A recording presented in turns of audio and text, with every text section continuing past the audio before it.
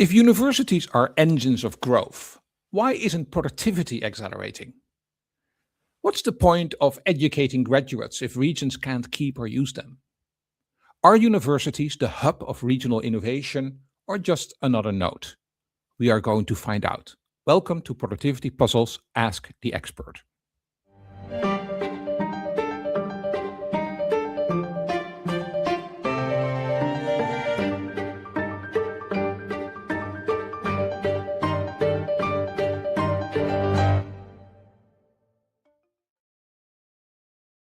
And welcome to Productivity Puzzles. My name is Bart van Ark and I'm a professor of productivity studies at the University of Manchester.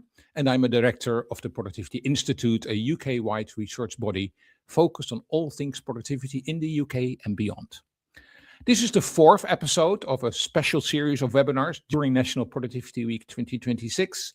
Each one with a conversation with an expert exploring how productivity shapes better outcomes for firms, people, and places. The format is very simple as previous days, 15 minutes of discussions with my guest, and then followed by 15 minutes of your questions. So if you're watching live, drop your questions wherever you normally do in your app, and we'll pick them up during the conversation. And for everything else happening during National Productivity Week, visit productivityweek.co.uk or go to our home base at productivity.ac.uk. Now, today our focus will be on skills and innovation. Skills, and in particular higher education skills, are central to economic performance. A report by the Centre for Economic Performance of the London School of Economics, which was released yesterday and launched at an event here in Manchester, shows that narrowing the productivity gap between Greater Manchester and London to a more normal gap on international standards would require a significant expansion of workers with degree and sub-degree qualifications, equivalent to around 180,000 people, alongside a 15% increase in business capital. And also in our recent TPI research, we have stressed the key role of universities in regional innovation settings, something that many of us have assumed, but is now also clearly confirmed by the data and the research. But translating the supply of graduates into broader workforce productivity, that remains a challenge, and we still need to better understand why. So, as TPI is headquartered here at the University of Manchester, who better to discuss this with than with Duncan Ivison. Duncan is our president and Vice-Chancellor, and he's been in this role since 2024. Before then, he was in Australia and the UK and has thought deeply about the relationship between higher education, further education, and place-based development.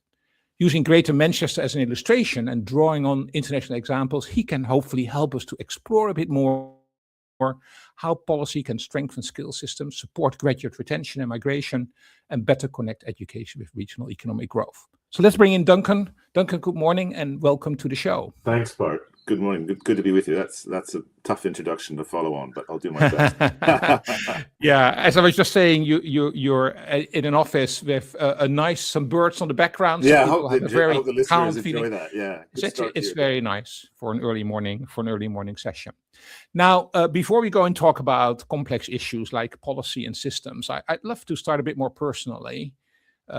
When you think back over your career in universities across 3 countries, Australia, Canada, and UK, what experience has most shaped how you now today think about the role of a university in a city or in a region?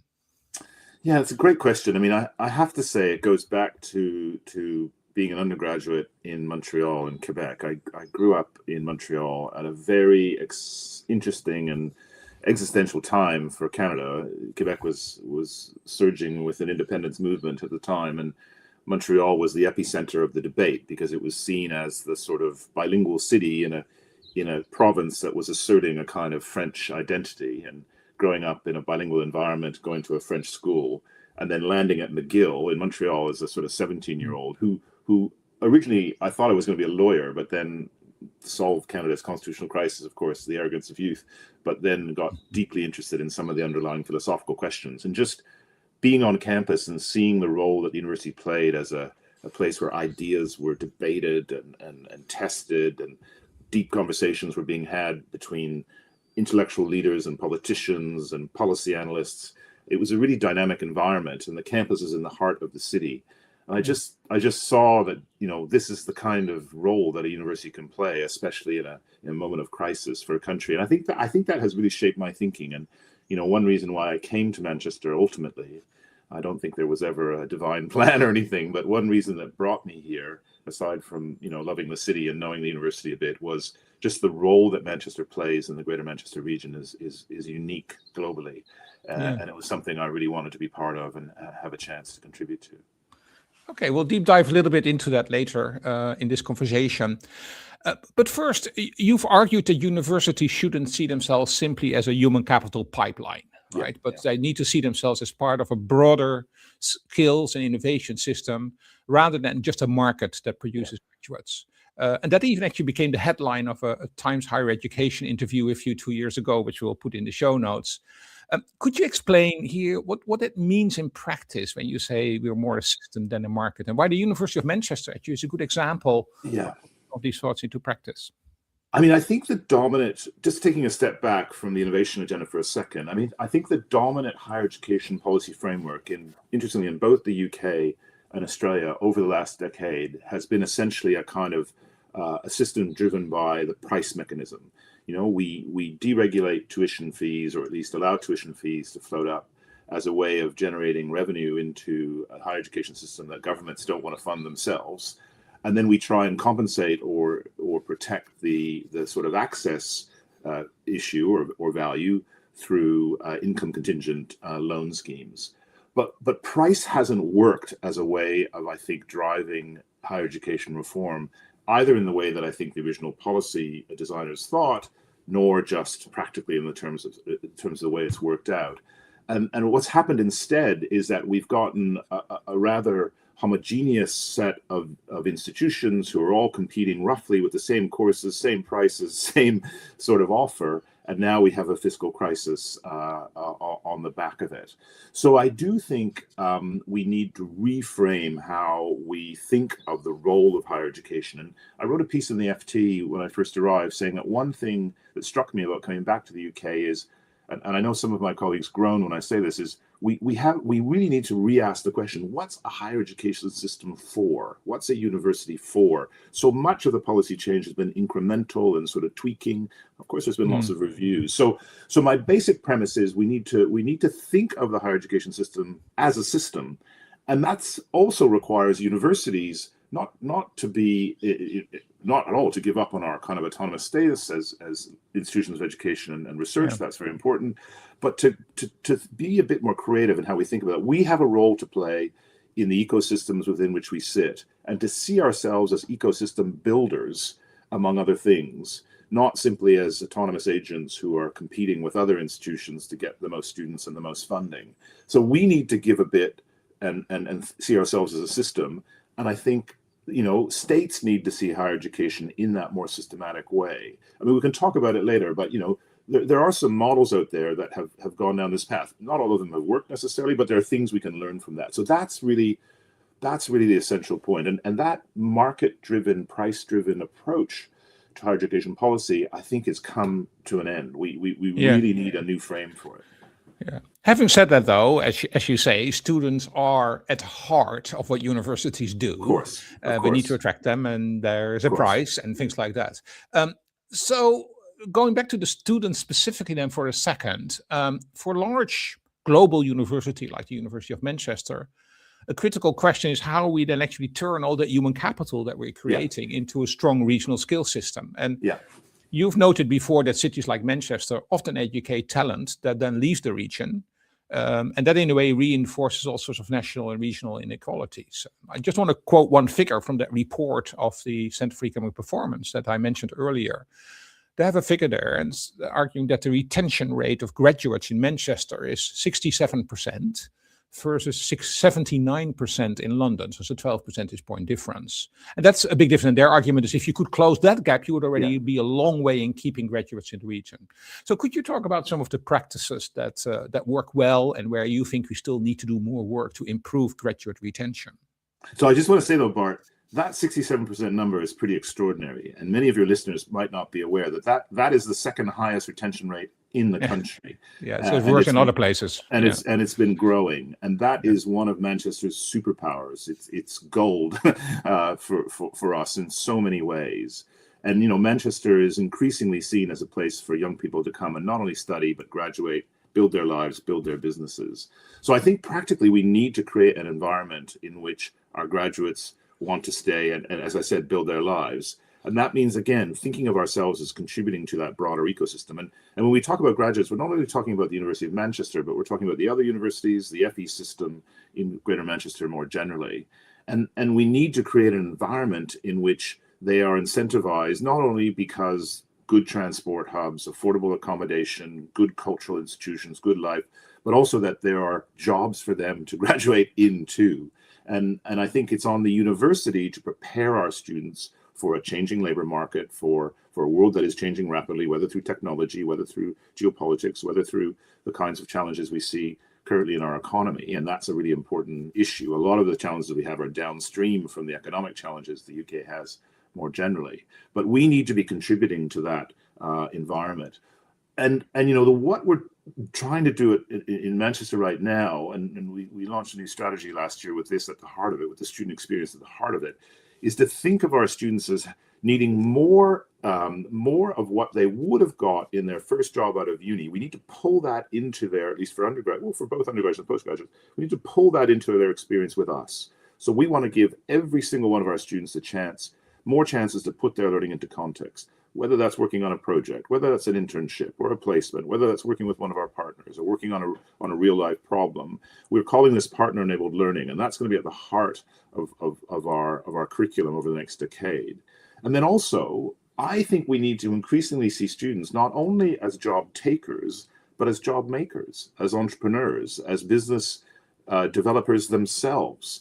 We talk about companies spinning out of the university, and we have a growing number of students who want to do that. But how do we create an environment in which they can take those entrepreneurship experiences at uni and translate them into businesses in Greater Manchester? We're redeveloping one of our old campuses into an innovation district. The Greater Manchester Combined Authority has created a good growth fund that is supporting that kind of ecosystem building. And I think that's going to be a big part of our future. Yeah, I think that last point is really interesting about because we, of course, see this greater interest of large groups of students to actually become more entrepreneurial themselves. And you're looking various ways at the university to channel that kind of desire that students have, right? Yes. Yeah. So I think often universities come at the innovation commercialization opportunity mainly through the lens of their faculty, of their academic staff, and that's super important. Or they come at it through industrial partnerships, and that's super important again. But I want to put students at the heart of our innovation agenda. So many of our students, and not only in the business school or in the engineering school, so many of our students not only are interested and excited by that thought of building their own business, of doing their own thing, but also that skill set, that mindset is I think valuable for whatever you go on and do in life. So about more than a third of our students want to start their own company or really? Work in a kind of startup environment already. Now, when I say that to a banker or a corporate leader, they go, Jesus, I mean, that's extraordinary. And think about it, even 10 years ago, that would be pretty extraordinary. Much lower. Yeah. So we really want to build on that. And I think for a city like Manchester that needs to close that productivity gap, but also attract inward investment, we know that the leading global companies in the world, among the things on their sort of spreadsheet of reasons to invest, one really powerful thing is, of course, globally leading universities in the area. Secondly, though, is a really dynamic entrepreneurial ecosystem, generating IP and generating business ideas that they can then ingest into their businesses. And we want to make Manchester that kind of place. Good. Now, very quickly before we go into questions as they come in, you have emphasized Greater Manchester's rich collaborative culture, linking universities to FE colleges to the combined authority government to employers to civic institutions. And you have emphasized that's unusual by international standards and key to innovation. You even started a new entity in Manchester called Unit M to be a key driver of innovation in the region. How do you see this all work, and what kind of barriers do you see that you're really working on to tackle? Yeah, so I mean, just on the first point, that's exactly right. It is unique globally, and I keep telling my Manchester friends it is unique globally. Having done, worked in universities in Sydney, in Toronto, in Montreal, and elsewhere, that collaborative infrastructure that exists in Manchester is unique, but the collaborative culture is unique. The norm is to collaborate in Manchester, not the other way around, and that is I think it is one of Manchester's superpowers, and it's something we don't take lightly or are complacent about. So yes, I think the challenges that universities face is getting more of the benefits of their teaching and research out of the university faster and more effectively, more efficiently. And we created Unit M to help us really disrupt and drive how we do that at the University of Manchester. A lot of the time, we're pretty good at getting our research out in the normal channels, but that isn't sufficient anymore. The nature of the challenges we face, the way our economies work, the needs of the cities and the communities we serve require us to get more of our work out into the world faster, making a positive difference. And it's not just chucking stuff over the wall, it's working in partnership with cities, with companies, with industries, with governments, to really open up the university and its IP and its human capital, its talent, to our partners in the community. And I don't think the traditional sort of tech transfer office model, as important as it is, really is set up to do that. So we're trying to create a single kind of innovation agency for the university, which is Unit M, to help companies, cities, and partners to access the talent we have and the IP we have, but equally for us to benefit from the questions and the challenges that they have, so we can translate that into exciting things for our students and staff. I think the number one barrier is still cultural. It's still the sense on the part of our partners that we are keen to work with them, that we're going to make it as easy as possible for them to work with us. And then internally, it's our staff, in particular, our colleagues, our faculty, feeling as though this is something that we value. This is something that they can build their careers on. That's certainly a message that I'm sort of shouting from the rooftops every day down the Oxford Road. But those cultural challenges, I think, are still there. I mean, the bigger challenge is then, of course, over time, how we actually create the sort of fiscal environment in which we can do this at scale. And that's something that we're thinking a lot about as well. Great. That's very interesting. Now let's go to some of the questions come in, and I want to start with a question that we got a lot of questions last night in the event on skills that we had here, and we'll provide a link to the recording of that event as well in the show notes, because it's quite interesting and relevant for our discussion. But we didn't get through all the questions, so I said at the end I'll put all the remaining questions to Duncan tomorrow morning. I won't do that. Yeah, but there is one. No, but there's one I would like to start with, though, which I think is quite relevant to what we talked about, and that is that given the high levels of graduate unemployment due to rising attendance figures, mismatching labor market demand, are we really convinced that the solution lies with traditional degree graduates? Because, and in a way, when you were talking about entrepreneurial talent before, there was something in the back of my mind also thinking, well, but, some of the best entrepreneurs actually didn't go to university and didn't get a traditional degree. So what does it mean for the way we're delivering degrees, I think is the question. I mean, look, I think I go back to where we started. That idea of a tertiary system, I think, is the way we need to come at this issue.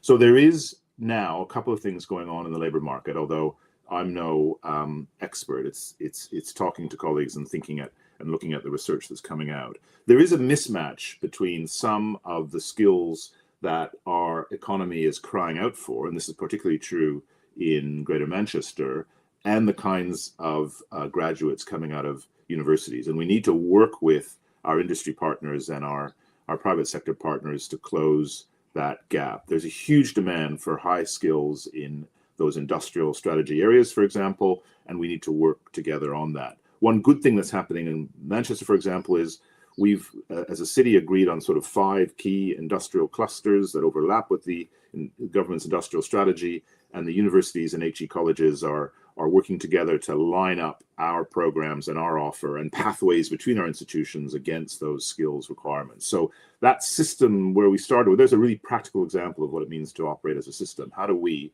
operate as a tertiary system in order to meet those skills gaps? And there, I think there is a political issue, which is, I think the city regions need to be given the power to address that challenge, right? And if Andy Burnham was sitting here alongside me, we were talking about this last week, things like access to the apprentice levy, things like access to the fiscal levers to pull to fund that activity, I think is the next step for the devolution agenda. So that's one really practical thing. I think the second thing is more interesting. I mean, we need to be careful about thinking we can, in a very sort of simple way, produce graduates exactly for the jobs we think the economy needs. I think we're entering into what some people call a sort of meta skills environment. With technology transforming the economy in such dramatic ways, we need to equip our graduates with the ability to keep learning and to keep adapting and to keep being able to contribute despite the changes that, for example, technology is bringing. And talking to our industry partners, that's a really strong theme as well. So we have to make sure that we're producing graduates who have those skills. You know, in Australia, they tried to use price as a way of driving student choice towards, for example, non-humanities subjects. I can't think of a more disastrous policy. First of all, it didn't work at all. And secondly, we need more students with those skills alongside the quantitative skills than ever before, just given what's happening in our economy and in our world. So that is not a model we want to reproduce at all. There's lots of lessons to learn from it. So you're right, but I think there's some practical things that we can do to address it. Okay. There's a question from Jeanette, and Jeanette says, my daughter says there are no student jobs in Brighton, so even affording university is a challenge for her. What can be done about this? Yeah, I mean, we're hearing this from other parents and students. I mean, I do think we need to ensure that, first of all, we're providing more support for our students so they can be funded when they're studying. And I think every university is thinking about how we can do that more effectively. Manchester, we spend more than £20 million a year supporting our students to help them afford the education they're taking. I do think this is a role that universities play in a city like Manchester, where we're linking up with our industry partners to provide students with internships, placements, and opportunities to put their learning into context, as I talked about earlier. But ultimately, this is also, I think, and this is a tough part of the issue, some of these issues are downstream from the university. Some of this has to do with the British economy, or the English economy in this case itself, right? Some of it has to do with national insurance contributions, has to do with the growth challenges more generally that the government faces. But whatever the solution, universities and HE are going to have to be part of it. Yeah. And there's a question from Aaron, somewhat related to this. The value proposition for prospective students is under real pressure with debt levels rising, graduate job markets tightening. What is the university doing to ensure choosing higher education remains a compelling choice?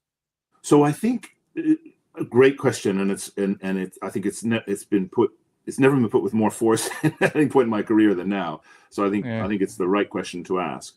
A couple of things.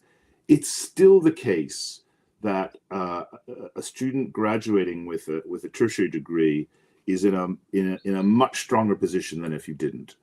There's lots of talk about the graduate premium. It's still a very strong factor for university graduates. We still see university graduates overall doing better over the course of their life than if they didn't go to university across any number of factors. As I said, for example, something like 80 to 90% of the new jobs being created in those industrial strategy areas will require high-level skills that institutions like universities develop. So it's still a really good investment. But I do think universities need to change to respond to what's happening now in the labor market and the aspirations of our students. And as I said, I think we need to pull into our degrees more of what a student would have got in that traditional first job out of uni, those jobs that are being transformed for all kinds of reasons, both economic and technological. And that means giving our students, whilst they're studying with us, for credit, embedded in their program, a chance to put their learning into context, work with an industry partner, develop those kinds of skills. And ultimately, culturally, I think it means universities being much less precious about the distinction between, or the binary between, the vocational and the academic, or the vocational and the liberal. I think those boundaries are being profoundly blurred now. And for a university like ours, I think that means, thinking more practically about how our students can understand the skills they're developing and how they're going to translate into a good outcome when they graduate. So we're thinking a lot about that at the moment. Going back for a second to entrepreneurial talent, here's a question from Fumi, and she says, how do you connect with entrepreneurial alumni? That would be a powerful network for students as role models and possible investors, but not easy to mobilize. So for me, that's exactly what we're doing. And I can tell you, in fact, it's a lot easier to mobilize than we expected. We have literally hundreds of alumni who are really keen to work with us in advancing our student entrepreneurship ambitions as mentors, as advisors, as supporters, and indeed as funders. We have we've launched a new philanthropic campaign for the University of Manchester, the first ever in our history. Challenge accepted is the tagline, a really positive one. And a big part of that philanthropic campaign is engaging our alumni around innovation and entrepreneurship. And we're going to be announcing some really exciting new programs in the next few months that will demonstrate just how engaged our alumni are. I could not agree more. It's a huge opportunity for us, especially given we have 500,000 alumni around the world, many of whom have been extraordinarily successful in their careers and their lives as well, that our students can learn from. I want to go back for a second to the regional innovation system, and particularly relationship with further education. Because, we've got lots of higher education institutions here, but how about the further education? And, you've done quite a bit of work sort of improving that collaboration. How does that take shape? Again, what are the barriers that you need to overcome? And what are you perhaps most surprised about what FE colleges can bring to the regional skills conversation? Fantastic question. So here again, I think Manchester has unique opportunities. That collaborative infrastructure that I talked about includes the relationships between the HE and FE system and the private sector. I have college principal, for example, on my board of governors. We meet regularly, we talk a lot, and we're actively now working on two fronts. First, in a sector leading way, we have University of Manchester PhD students teaching into Wigan and Lee this year in areas that Wigan and Lee can't hire around topics in engineering, computing science, areas like that. So we have University of Manchester PhDs getting a teaching position in an FE college, being wonderfully supported and exposed to a whole professional development opportunity around teaching, and the college is getting a provision of teaching that they couldn't otherwise have. It's a fantastic experiment. It's going very well. We want to expand this across the city region as a whole, and it could be a national model. So that's really exciting. The other thing we've just completed is a really interesting and powerful piece of work, trying to map the way that students can navigate between tertiary, across the tertiary system, between FE and HE. Again, I think we're uniquely positioned to give students a chance to think about how they might start in an HE college and end up in an FE college and end up in a university program, whether that's at Manchester, Salford, Manmet, wherever. And we're trying to create the pathways, building on the work that GMCA has done, for example, with some of their skills agenda, to build a genuine tertiary system in the city. The barriers are essentially cultural. How do institutions not used to working together work together effectively? And that's deeply true between FE and HE. And then the second is funding. How do we get some of those fiscal levers that sit in Whitehall down into a place-based policy sort of framework? That is a big challenge. It hasn't happened yet, but certainly we're making a strong case with government to see that kind of next phase of devolution happen. We're approaching the top of the hour, but maybe the last question, depending on the length of your answer. From a Vice-Chancellor's perspective, how do you balance between being a global university, which we still want to be, with this deep regional responsibility that you're talking about? It seems like a very difficult balancing act, or doesn't it? No, I don't. I disagree. Okay. So that place-based identity is at the heart of our strategy. Our credibility as an institution depends on our contribution to the communities we serve in the Greater Manchester region. That's deep in the DNA of the University of Manchester. That's why we were created. But at the same time, we want to be an institution that's always looking outwards. And, the slogan for our strategy is from Manchester for the world. And it's also from Manchester with the world. So we see the two as absolutely compatible. We see our commitment to place as a deep part of our identity and a necessary part of our credibility as an institution. But we take what we do here and we take it to the world. We take what we do with our partners globally and bring it back to Manchester. I think that will define great 21st century universities more generally, is getting that relationship between the local and the global right. It's about credibility and actually walking the walk, not just talking the talk. And what better if the university could help Manchester's productivity improve as well as the world productivity improve? Absolutely, which I think you would achieve in both cases. So, Duncan, this was a great conversation. Thank you for your time. And you can access some of the interviews that Duncan has given on these topics in the show notes. We'll provide some links to that. We'll also include some of the latest DPI research as well as the London School of Economics report that I talked about. So you can see all that. This webinar will also be posted as a podcast later today. So if you want colleagues to listen to it or you want to listen to it one more time yourself, because there's a lot covered here, then please do so. Tomorrow's last episode of the Ask the Expert will be on the topic of workforce participation and how critical a rise in participation will be for unlocking Britain's productivity potential. And we will do that with the chair of the Get Britain Working Commission, Sir Charlie Mayfield. So we hope you will join us again for that last episode as part of National Productivity Week. As mentioned, for all other information on National Productivity Week, go to our website, productivityweek.co.uk. Meanwhile, you can also sign up for the entire Productivity Puzzle series for your favorite platform. And Productivity Puzzles was brought to you by the Productivity Institute. This was me, Bart van Ark at the Productivity Institute. Thanks for listening and have a productive day.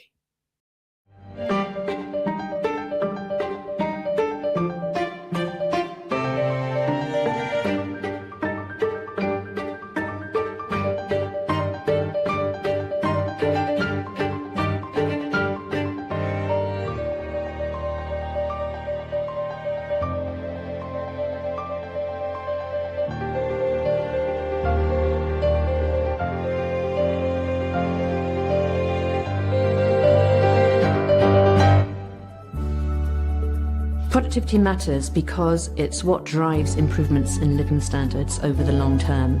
If you don't have gains in productivity, then you're not going to get the improvements in health and the quality of life and living standards that we've grown used to. Whether it's aging, transport, whether it's the challenge of inclusive growth, we need to become a more productive society. National Productivity Week focuses on how businesses can strategically work on productivity-related issues like how to improve people or how to better use digital, including artificial intelligence, and how to deploy finance and investment for more productive firms. And if you're not thinking about that, then you're not ultimately going to have a sustainable business, because it's that long-term delivery of value to customers that really matters. During National Productivity Week, our productivity forums across England, Northern Ireland, Scotland and Wales will present their latest findings on how productivity is faring in their region or nation. The Productivity Institute is all about unlocking the productivity potential for people, firms and places. And National Productivity Week aims to bring people together to widen the movement for a more productive Britain. Productivity Institute's National Productivity Week is a great time to remember all the things we need to do to lift productivity, and a chance to draw on all the great work being done across the University of Manchester and elsewhere to increase productivity in our country today.